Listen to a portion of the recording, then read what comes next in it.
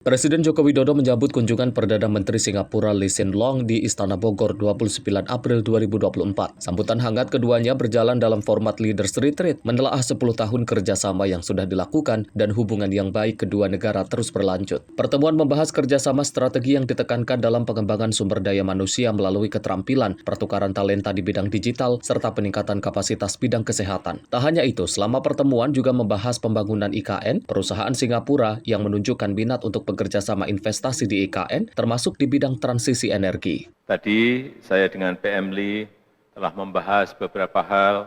Yang pertama di bidang politik dan pertahanan, kami menyambut baik telah berjalannya implementasi perjanjian VIR, pertahanan dan ekstradisi yang kedepannya perlu dipastikan implementasinya berjalan penuh.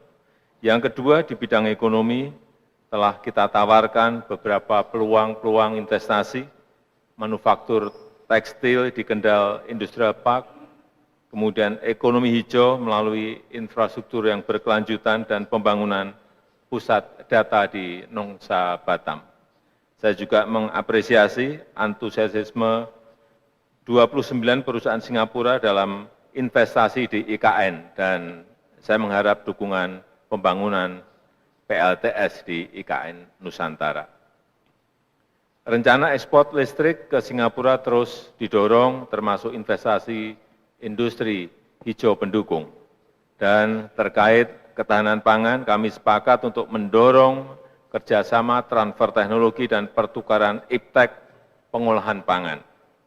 Dan untuk kerjasama produk halal, Indonesia mengundang Singapura untuk menjadi pengembang 3 kawasan industri halal, yaitu di Bintan, di Serang, dan di Sidoarjo. Yang ketiga, di bidang sosial budaya, kami telah membahas penguatan transformasi kesehatan melalui investasi pembangunan rumah sakit dan klinik, pengembangan kapasitas tenaga medis, digitalisasi kesehatan, dan pengembangan KEK kesehatan di Bali. Terkait pendidikan, Indonesia telah menyampaikan pentingnya reaktivasi kelompok kerja bersama, dan saya juga mengundang Singapura untuk hadir di World Water Forum ke-10 di Bali. Terakhir, kami juga berdiskusi mengenai persoalan isu kawasan dan global. Kami sepakat terus untuk mendorong terciptanya perdamaian di Timur Tengah dan berupaya untuk terus memperkuat sentralitas ASEAN.